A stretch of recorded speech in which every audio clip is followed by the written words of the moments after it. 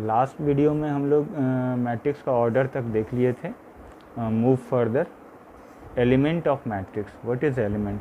तो किसी मैट्रिक्स में जो इंट्रीज होते हैं, जो नंबर रो और कॉलम में प्रेजेंट होते हैं, उन्हीं को जो है कि हम लोग कहते हैं एलिमेंट ऑफ मैट्रिक्स। लास्ट वाले वीडियो में हम लोगों ने देखा था कि ये मैट्रिक्स होता था, तो ये सब जो इंट्रीज इसके अंदर प्रेजेंट हैं, ये सब जो नंबर्स हैं, these are said to be element. Okay, total कितने एलिमेंट प्रेजेंट होते हैं किसी मैट्रिक्स के अंदर, किसी मैट्रिक्स के अंदर कितने एलिमेंट, ये बहुत ही आसान है। अब मान लो कि एक लाइन में 5 लड़के हैं और ऐसे ऐसे 10 लाइन हैं, तो टोटल कितने लड़के हुए, तो 5 × 10 करते हो ना, तो 50 आ जाता है।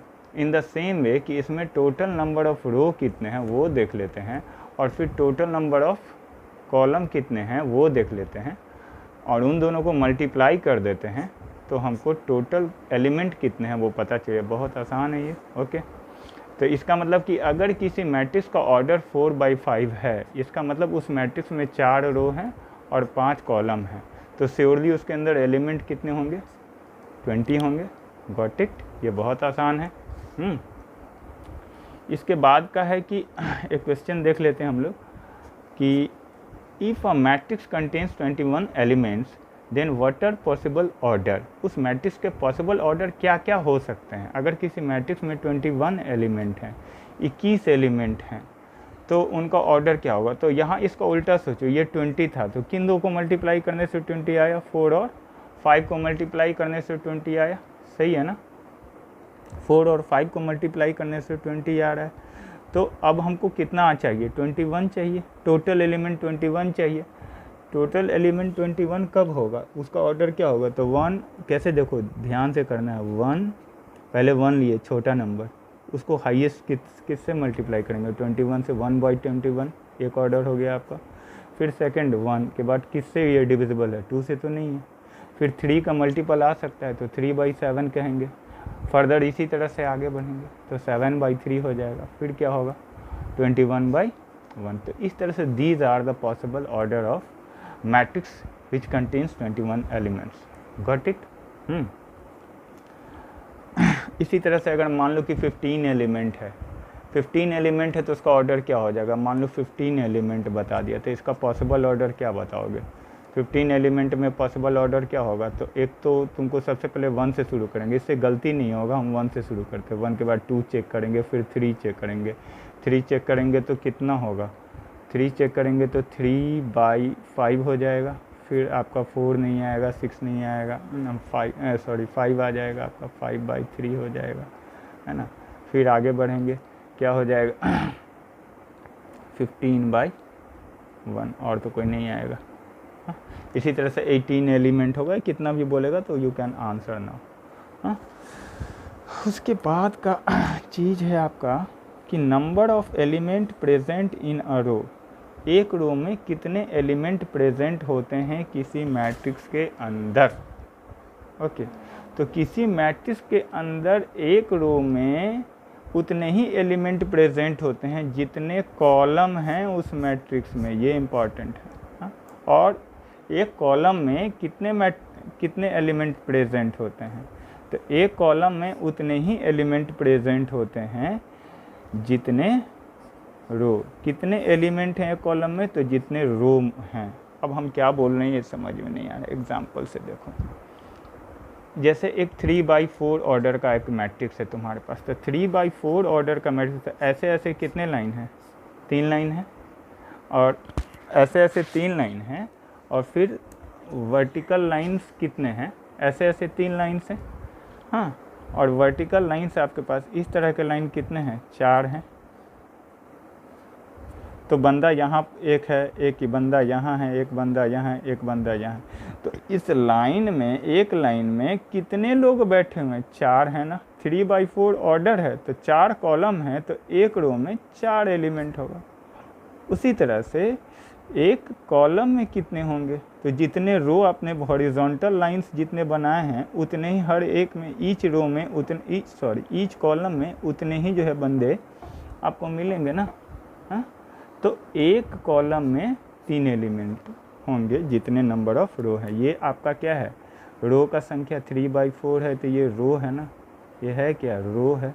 तो एक कॉलम में जितने रो होते हैं उतने होते हैं, और एक रो में उतने ही एलिमेंट होते हैं जितने कॉलम होते हैं, है ना। ठीक है, got it. I think these are very simple thing, but इसमें कन्फ्यूज़न आ जाता है। आपको बोले कि भाई 5/2 का ऑर्डर है, 5/2 का ऑर्डर है, 5/2 ऑर्डर का मैट्रिक्स है हमारे पास, हाँ 5/2 का है, तो एक रो में कितने एलिमेंट है, तो जल्दी जल्दी में लोग 5 बोल देता है, ये गलती है। एक रो में 2 एलिमेंट होंगे, रो में number of element in row, number of element in row में 2 एलिमेंट होंगे और कॉलम में 5 होंगे, हाँ। तो इसको ख्याल करना है। Okay, move to the further point, this one is important, that is representation of element. अच्छा, मैट्रिक्स का रिप्रेजेंटेशन, ये हम लोगों ने देखा कि ब्रैकेट वगैरह कैसे यूज़ करते हैं, एलिमेंट्स उसमें अंदर में होते हैं। इन सब एलिमेंट को नोटेशन हम लोग AIJ से रिप्रेजेंट करते हैं, सिंबॉलिक फॉर्म देते हैं। इसमें I और J सब स्क्रिप्ट है, छोटा साइज होता है, इसका साइज हम थोड़ा बड़ा लिख दिए, लेकिन इसका साइज थोड़ा छोटा होता है। ये I और J ये 2 नंबर्स होते हैं। ये I क्या किस चीज़ को रिफ्लेक्ट करता है, तो I रिफ्लेक्ट करता है कि ये बंदा, ये जो एलिमेंट है, ये जो नंबर है, किसी रो में प्रेजेंट होगा, उस रो का नंबर कौन सा है, फर्स्ट नंबर रो में है या सेकंड नंबर रो में या 3 नंबर में है। तो अगर फर्स्ट रो में है तो यहाँ 1 आ जाएगा I के जगह, अगर थर्ड रो में ये प्रेजेंट होता तो यहाँ पे 3 आ जाएगा। उसी तरह से ये J जो है वो एक नंबर है, किसका नंबर है, तो वो कॉलम का नंबर है जिसमें वो बंदा प्रेजेंट है। जिस कॉलम में ये प्रेजेंट है उस कॉलम का ये जो है कि नंबर होता है ये J। Okay, what I want to say, come example के थ्रू देखते हैं। यहाँ पे हमारे पास एक मैट्रिक्स लिखा हुआ है जिसका ऑर्डर कितना है, इसमें रो 1 2 3 रो हैं तो 3, और कॉलम 1 2 3 4 तो 3/4 है इसका कॉलम, ठीक है। तो ये जो 5 है, तो इसको अगर इस AIJ के फॉर्म में लिखेंगे तो ये किसको, कौन से एलिमेंट को रिफ्लेक्ट, तो 5 ये कौन से रो में है, फर्स्ट रो में है, तो यहाँ पे 1 आ गया, और ये कॉलम पहला रो में है, और कॉलम कौन सा है इसका, तो पहला ही कॉलम है, तो A1 1 हो गया। ओके, उसी तरह से इस 2 को हमको पता करना है कि ये 2 जो है वो इसका पोजीशन क्या है। तो सबसे पहले हम रो, पहले भी बोले थे कि रो को प्रायोरिटी देना है, कॉलम बाद में लिखना है ना। तो ये रो कौन सा है, तो ये फर्स्ट रो है, ये सेकंड रो, इसका मतलब ये बंदा सेकंड रो में, तो पहले 2 आएगा। फिर कॉलम कौन सा है इसका, तो 1 2 left to right, 1 2 3 third column, तो A2 3 हो गया। उसी तरह से ये कौन सा हो जाएगा, ये 2 और ये 2 न्यूमेरिकली सेम है बट पोजीशन अलग अलग है। इसका पोजीशन A2 3 है, इसका पोजीशन क्या हो जाएगा, third row second column A3 2। हाँ, उसी तरह से ये 4 का A2 4 हो जाएगा। हाँ, अगर कोई पूछे कि A3 4 का वैल्यू कितना है, A3 4 का वैल्यू कितना है, A3 4 का वैल्यू, तो 3 क्या है, रो का संख्या, 4 क्या है, कॉलम का संख्या। तो सबसे पहले हम लोग जाएंगे खोजने के लिए कि थर्ड रो में ही कोई है ये, यानी इन्हीं चारों में मेरा आंसर होगा। उसके बाद फोर्थ कॉलम, तो कौन सा कॉलम, ये फर्स्ट कॉलम है, ये सेकंड कॉलम है, ये थर्ड कॉलम, तो इसका फोर्थ कॉलम, ये दोनों मैच कहाँ किया, यहाँ मैच किया, तो हमारा आंसर कितना हो गया, A3 4 4। In the same way A2 1 will be 1। I think it is clear. Okay, इसको एकदम क्लियर रखना है। अब अगर सिंबॉलिक फॉर्म में लिखना है तो कैसे लिखेंगे, that we will discuss, square matrix पढ़ेंगे उस समय थोड़ा डिटेल में इसको स्टडी करेंगे वो। तो अब जो है अगर एक मैट्रिक्स इस तरह से लिखा रहेगा A1 1 A1 2, इसी तरह से A1 n, ओके 1n, उसी तरह से A2 1 A2 2 dot dot dot dot dot A2n, उसी तरह से चलता रहेगा AM1, बहुत सारा लिखते हैं इसको, AM2 dot dot dot AMN, ठीक है। ये एक मैट्रिक्स है, ये लिखा हुआ है। अब इसको हमको इस तरह से लिखना पड़ा, A11 होगा, फिर 1 2 इसी तरह से चलेगा, 2 1 2 2 2 3 M1 M2 M3 MN तक चलेगा।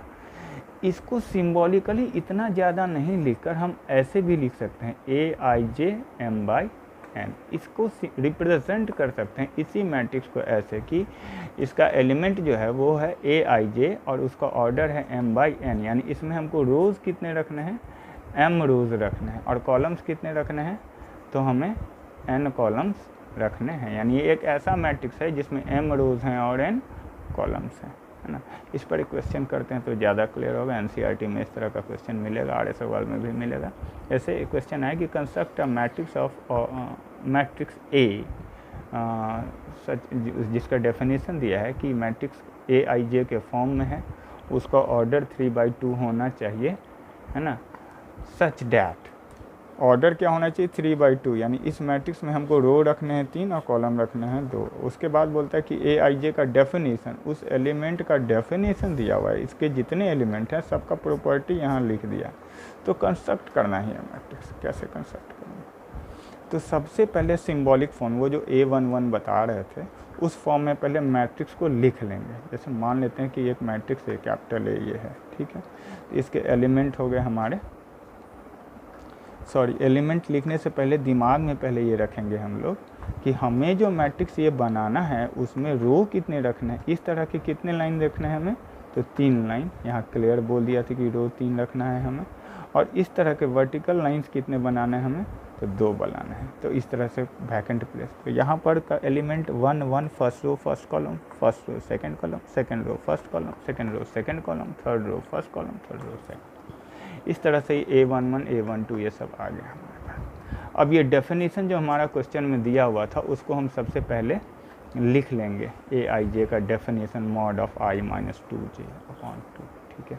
Now we have to find A11। तो A11 फाइंड करना है, तो I का वैल्यू यहाँ पर कितना है, 1 है। I की जगह पर क्या लिखा हुआ है, यहाँ 1 है, और J की जगह पर क्या लिखा हुआ है, 1 लिखा हुआ है। तो यहाँ जो RH जो डेफिनेशन जो फार्मूला है उसमें I के जगह तुमको ये I के जगह जो वैल्यू है वो ये 1 चला जाएगा, और J की जगह क्या चला जाएगा, फिर 1 ही जाएगा। तो I और J के जगह 1 डाले, कैलकुलेट किए, मॉड लगा हुआ है 1 - 2 -1 -1 का मॉड 1 आ गया, डिवाइडेड बाई 2, रिजल्ट यानी A11 का वैल्यू कितना आया, 1/2 आया। उसी तरह से A12 फाइंड करना है, तो I की जगह पे 1 रख दिए, J की जगह पे 2 रख दिए, तो 1 - 2 × 2, तो -3 का मॉड फिर 3 हो गया, तो 3/2। उसी तरह से A21 अगर पता करना है तो 2 - 2 × 1 हो जाएगा, 0 2 - 2 0 हो गया, 0 का मॉड 0 होता है, ये तो पता है। In the same way we have to find A22, सबका वैल्यू निकाल लिया है ना, सबका वैल्यू पता कर लिए। तो A11 के जगह पर जो वैल्यू आया है 1/2 वो हम रख दिए, A12 की जगह पर 3/2 आया था, A21 की जगह पे 0 आया, 22 पे 1 आया, 31 पे हाफ आया, 32 पे हाफ आया, ये सब वैल्यू हम रख दिए। Okay, got it. देन हम फर्दर अगले वीडियो में बात करेंगे। ओके।